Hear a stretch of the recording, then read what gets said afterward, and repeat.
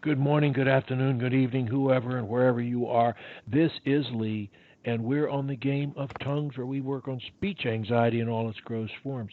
And right now, we are talking to my friend, my young friend in Belarus, and her name is Dasha. Say hello, Dasha. Hello.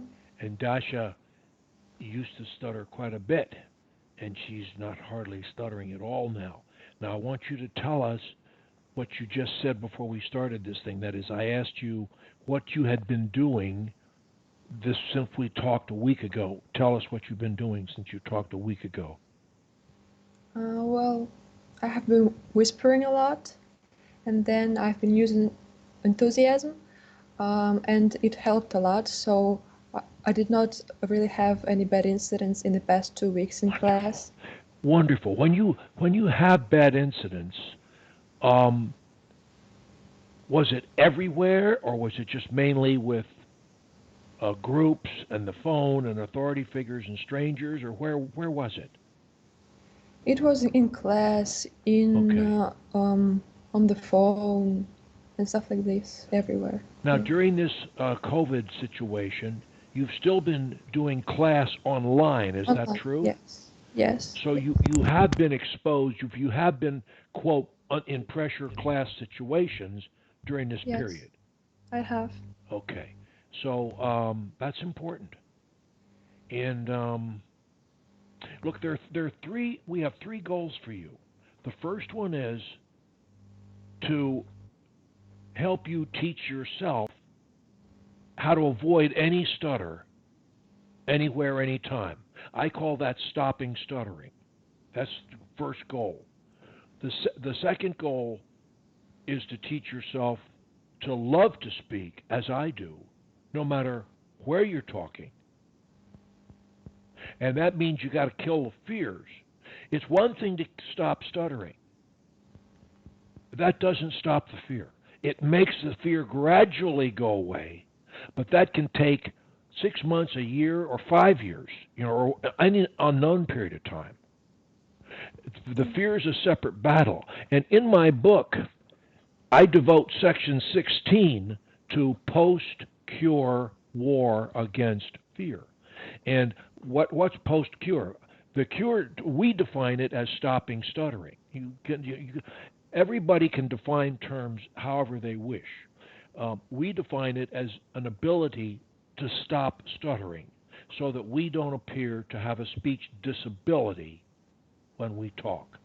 That's our first goal. That's our principal goal.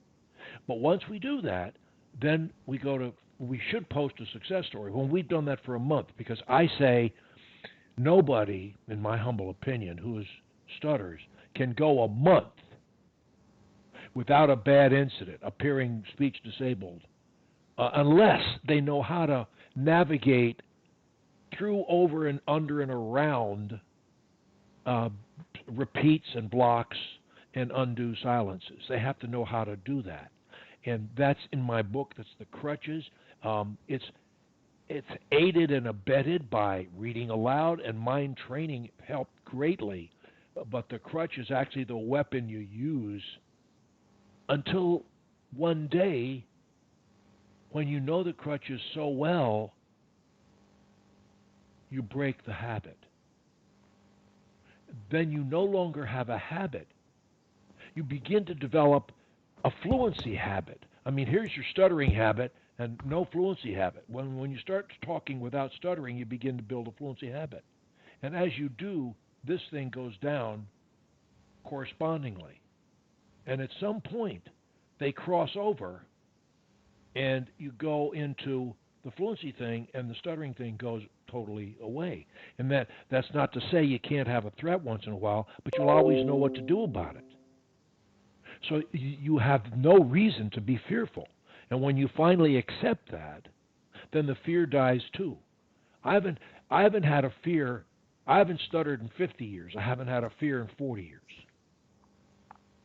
I still have an occasional threat. I don't care. I bring them on. I don't care because they're so easy to beat. I laugh at them. Ha ha ha ha ha.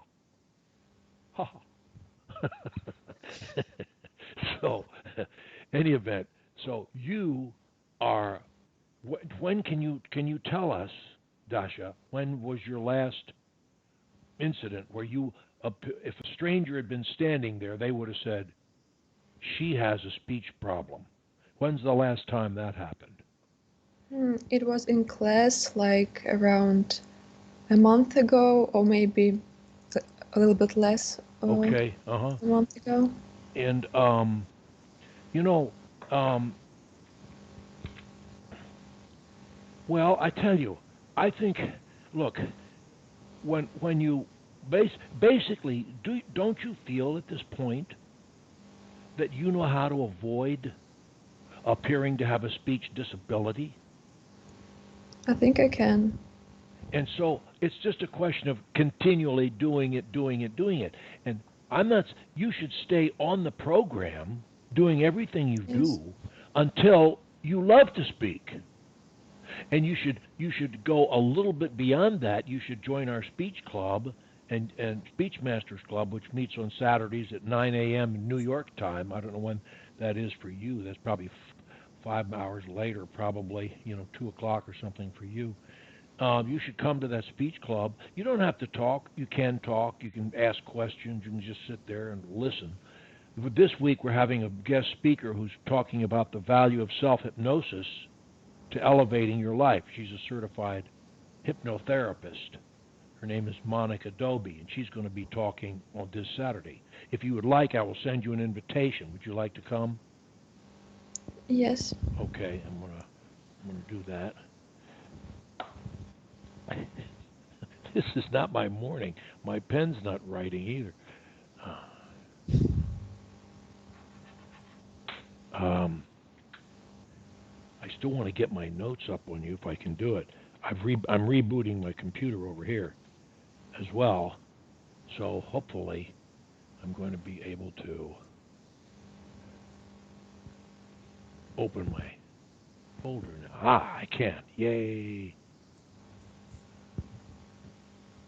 Soon I will have my notes on you.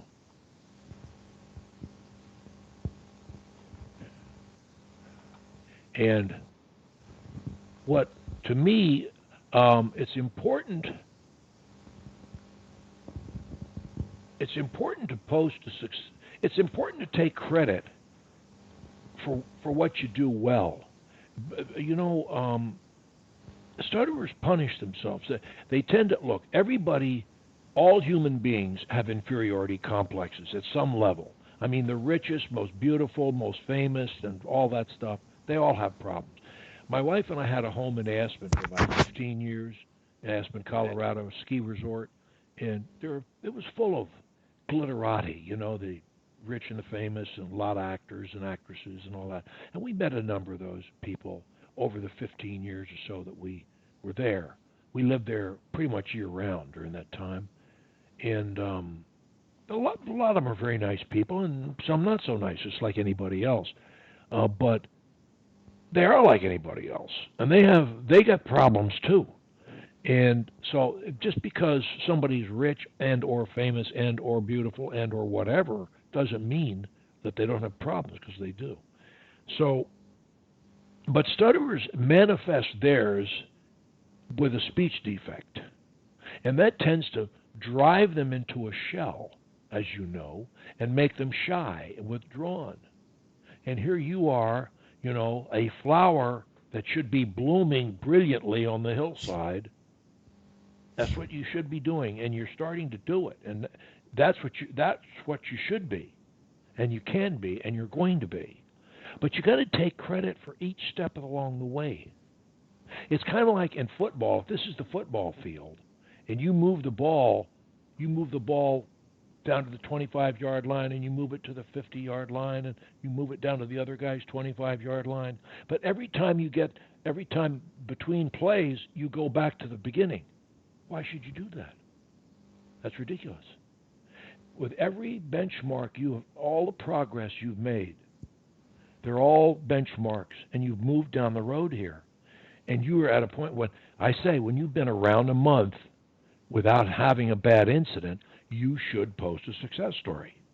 Now, you can write it, I can write it, and you can rewrite it. I don't care. But you should post one because for several reasons. Number one, you need to take credit for where you are. It's important to your own progress to keep moving the ball down the field.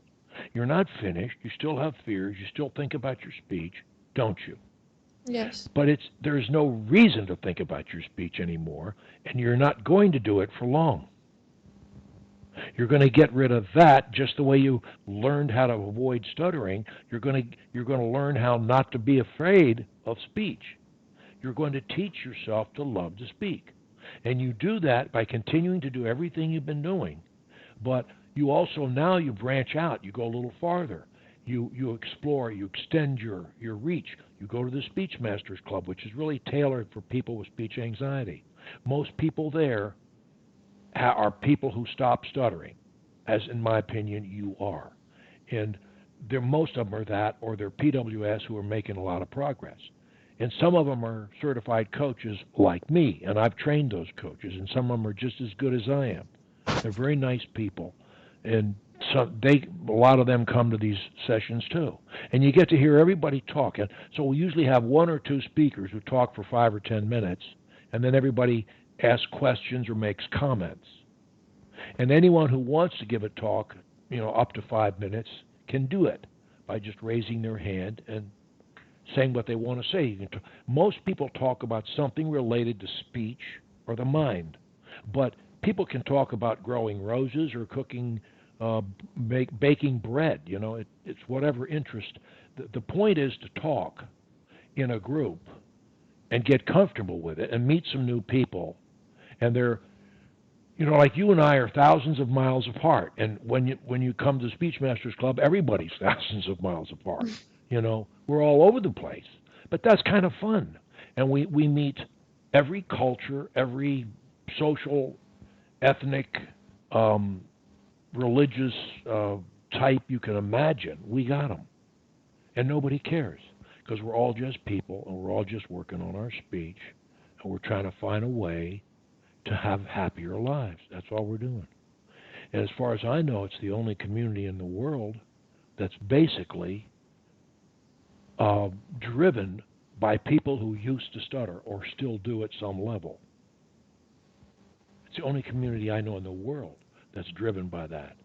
All the other communities are driven by people, stuttering communities are driven by people who stutter and who sit around and talk about acceptance and how they're going to live their life in the shadows. That's what they talk about. I've been to some of those meetings. And look, whatever gives people comfort, I'm in favor of it. I just happen to believe there's no reason to stutter. For 99% of the people who do it, there's no reason to do it. And you're one of the 99, and so am I. And you're proving it, and I have proven it. So I think you should post a success story, and then I think you should stay on a program. We should keep right on doing what we're doing, and you keep working. The next goal is to eliminate all the fear. And you want to keep using whatever crutches are helping you the most. And you just said that in this past week, whispering and being enthusiastic. And that, enthusiasm is really the only thing I use anymore. It's the only thing I need. And it's more or less a habit. Another word for it is being expressive. But in a positive, we want to be positive in the way we approach everything. Because, everything in life can be looked at either in a positive way or some negative way. Almost everything has both aspects, almost. The glass is always, half full or it's half empty. And or you see the donut or you see the little hole in the middle. It's which is it for you? It's important that we focus on the positive. And I've said to many people, and I probably said it to you too, that if you and I lived exactly the way we're living today, 500 years ago, people would say, oh, Dasha and Coach Lee lived like a queen and a king. It's true. So people who say the world is finished and it's gotten terrible and all that, I don't agree with that. It has lots of problems, but it's made lots of progress. And so life becomes not just what it is, it becomes how you and I perceive how it is. And that's really important. And I can look at you and see lots of reasons why you should be happy. And I'm sure there's some that are not so great, because that's what everybody has. But I can look at you objectively and say, why isn't this girl brimming over with joy and enthusiasm and fluency? And why isn't she? She should be. She can be. She will be. That's why stuttering is a blessing, because when you beat it, as you beat it, you take control of the steering wheel in your head. And you get to say every day, am I going to be bored today? No, I'm not. Am I going to be depressed? No, I'm not. Am I going to be loving? Yes, I am. Am I going to find the humor in everything? Yes, I am. Am I going to try and spread as much joy as I can? Yes, I will. These are decisions we make. We dictate our thoughts. And you're doing that. Don't you think you've made great progress in this direction? I definitely have. I know you have. I can tell it. Because when you and I first talked, I thought, oh, Dasha is so sad. I was just really shy. I didn't want her to be sad. And she was shy. And it's okay to be. I tell my sons, I have 4 sons and I have 13 grandchildren, and I tell them, I say, look, life is kind of a mixed bag. You got to try and love everyone, literally, but you got to keep your dukes up too, because there's some people out there that maybe they're not quite wired up right, or they'll take advantage of you. So you have to keep your dukes up. You can't be naive. But by the same token, while you do it, you can. That's a defensive thing. It's not to attack. It's to defend yourself. And so that's fine. You do that. But what you throw against the wall in life is what's going to come back, largely. And if you're throwing out good things, good feelings, kindness, and so forth, that's largely what's going to come back. And when it doesn't, you need to avoid that situation and find a. There are plenty of harbors. There are plenty of people. When you have the right attitude, we attract what we are.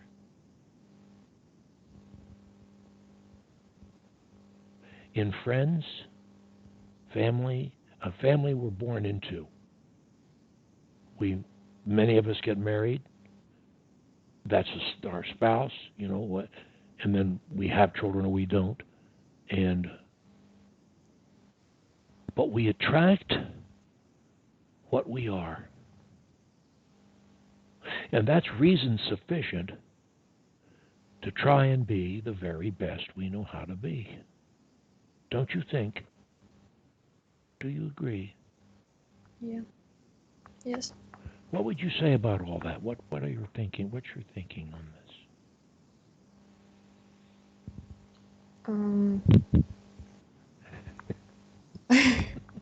I don't know. I agree. What do you plan to do? Are you in school? Oh, you're in school, aren't you? Aren't you in school? I'm in university. Yes, that's right. See, I do remember. I didn't look at your notes. I opened the document. I didn't go to them. can always find you because of the strange spelling of your last name, which we don't discuss on here. But she has a very challenging last name. I would have been afraid if I'd been her age and at a party and wanted to ask her to dance.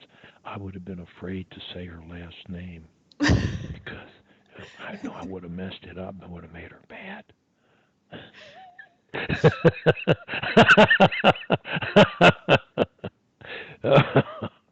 Oh dear. Let's see so far. Start off no bad for about 1 month.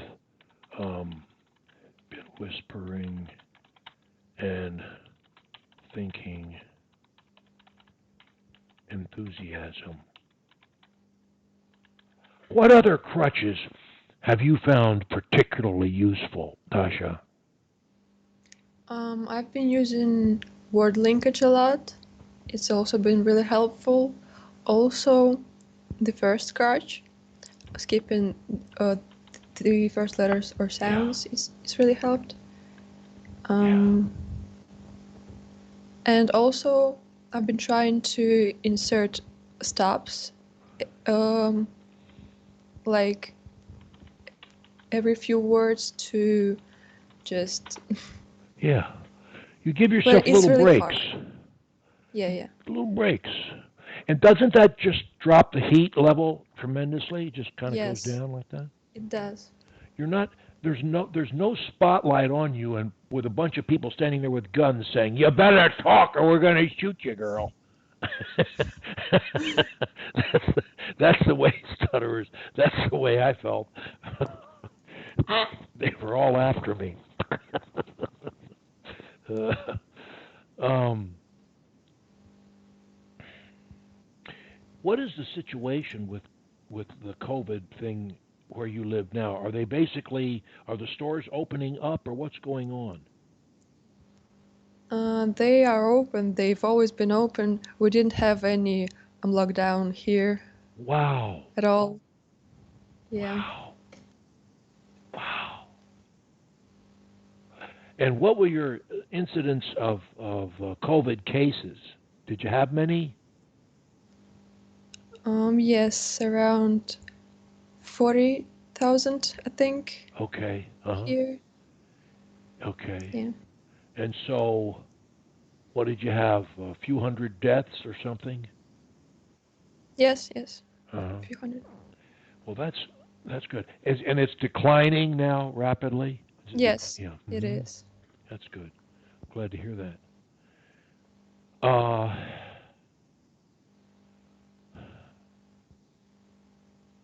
what are you planning on doing when you grow up all the way? When you come out of school, what are you going to do? What do you think you're going to do?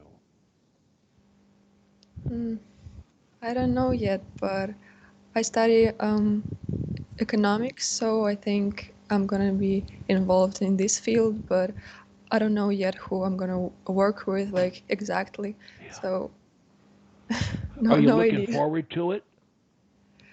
Not really. I don't want to grow up all the way. Yes, I still want to be in school. What do your mom and dad do? My mom is a music teacher, and my dad is a businessman. And what instruments does your mother teach? She's she teaches singing. Singing. Okay. Yeah, Do you sing, Dasha? I don't. Shame on Fortunately, you. If I your mother wish. teaches singing, you're supposed to sing, girl. I wish. You play an instrument? No, I You don't. don't? Okay. You like to cook? I can't cook at all. You can or cannot? Cannot. Oh no! That's a Well, you got to shame. learn to cook. You better get busy. So, what are your hobbies? I like reading. I like watching movies. I used to have a lot of hobbies as a child. but right now it's just all university and stuff, so I do not have a lot of time for hobbies. So your major is economics? Yeah, yes. Uh-huh. And how is that, where is that normally used in the business world? Um, like I don't understand the question. Well, what do most economics majors, what professions do they normally or they tend to do? Um, I don't know um, uh, the names in English, so Okay, all I right, don't that's think I fair. can That's do it. fair. That's fair. Your English is so good though. You know, we expect you to know all the words because you sound like you do. Thank you. Thank you. You have no accent. It's amazing. It's amazing. Say, is Belarus a language itself? Is that a language? No, we speak Russian here. You speak Russian. Yeah. Say a few words for us in Russian. In Russian? Yeah. Привет. Tell me a little story about your family in Russian. Ам, Меня зовут Даша, я из Беларуси, у меня есть мама и папа, и мы живем в большом доме. Okay. Here's the story. Okay. What did you say? What did you say? And my name have a mom and a dad, and we live in a big house. That's Okay. all I said. Okay. That's nice. That's nice. That's really nice. Okay. That's a interesting light fixture over your head there on the ceiling. Oh. It's very unusual. I've never seen one quite like that. Okay. I I have a fan. I don't have a light fixture. I have a fan in my ceiling. Um. So all right. So do you want to write your a draft of your success story? Or do you want me to write one and send it to you? Hmm. I don't know. I'm not really good at writing, so I know English isn't your first language. I'll write yeah. you. I'll based on my notes on you and your emails. I'll write something, and I will use your words to the maximum extent I can. I can't remember now if you've sent me a lot of. Some people write me a lot of emails with, and but your language being Russian, you're not maybe as inclined to write a lot in English. Um, so I can't remember if you've done a lot of emails or not. Um, but I will see. All right, so you're going to come to our speech club meeting on Saturday and tell us what you're doing on a daily basis for your speech now. I read, I do my auto suggestions twice a day, um, and I practice using the crutches. Okay. And what do you generally read when you read? Everything, my books on economics, Yeah. like everything Okay. that I read. Do you have do you like literature? Do you like fiction, novels, and things like that? I do. What's your favorite novel? Hmm. War and Peace Oh, by good for Leo you. Tolstoy. Good for Yeah. you. Did you ever read Dr. Zhivago by Boris Pasternak? I haven't, Oh, you're no, going to love it but I know so it. much. You will love it so much. It's a wonderful story. And it's so beautifully written. Pasternak was a poet, you know. He was I the do. leading poet in Russia in the 20th century, I'm told. And poems don't translate very well into other languages, I don't think. I have some of his poetry, but I couldn't get much out of it. But I've read Dr. Zhivago at least 3 times. Mm. Did you ever read Anna Karenina? I have, Isn't that good? Wasn't of that good? course. Wonderful. Do you read any Dostoevsky?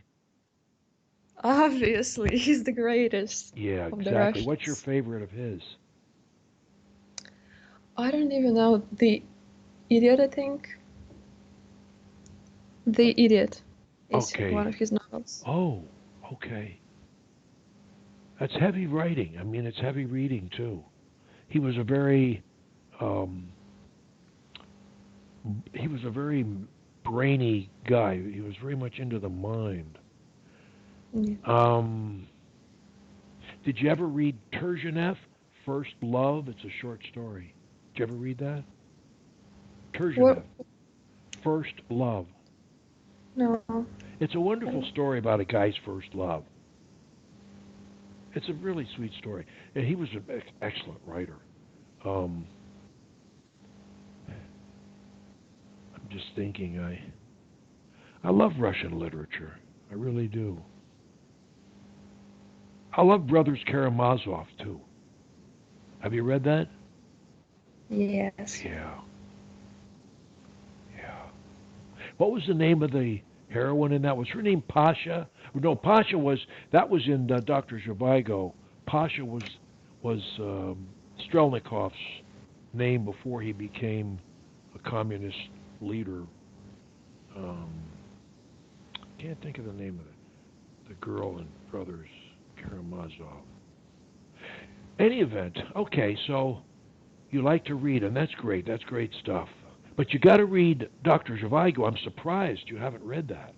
You know why? Because it is the greatest statement of communism, expose, if you will, of communism I think ever written. It goes before the revolution, around 1913, 14, right in there, and it shows you how the revolution got started, and then it shows you the revolution, and then it shows you what happened afterwards. And Pasternak took 35 years to write that book. And of course, he couldn't publish it in Russia at the time. It was smuggled into Italy and written there and published there, and it became a worldwide phenomenon almost overnight. And he was given the what? The Pulitzer Prize, some major prize, and they wouldn't let him accept it in Russia. But it really helps you understand. It helped me understand communism better than any history book I ever read.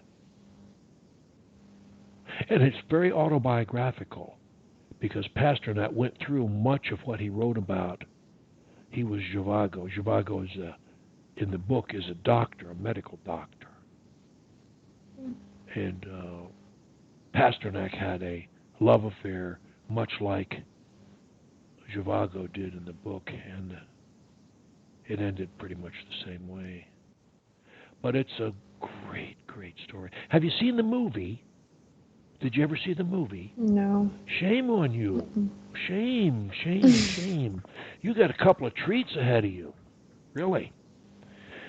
Well, okay, so I'm going to see you Saturday. I'm going to send you an invitation. I'll see you Saturday, and you can say you can ask questions, you can make comments, you can give a talk, or you can be quiet. You get to do what you want to do. Okay, I'll Okay. introduce you. I may ask you some questions. Me? All right. So, what do you? We know you're on the program. You're staying on the program, um, Yeah. and I'll see you. I'll see you Saturday. And what we're scheduled what every 2 weeks or every week? Which is it? Every 2 weeks. Every 2 weeks. So I will see Yeah. you again in 2 weeks to see. And let's now that you're working toward loving to speak, the trick is to be a little more expand. If this is your comfort zone, You want to take it out about 10% until you're comfortable there, and then take it out about 10 more, and about 10 more. And over a period of time, you end up with no comfort zones. I mean, your comfort zone is everything. Because, Dasha, the way you speak to me or to your family or to anybody, I mean, you're talking to me totally fluently with maybe 3 or 4 words exceptions in the whole time in this session. You have been 100% fluent.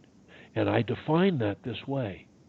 I can tell that when you're talking to me, you're not thinking, you're not planning the words you're saying.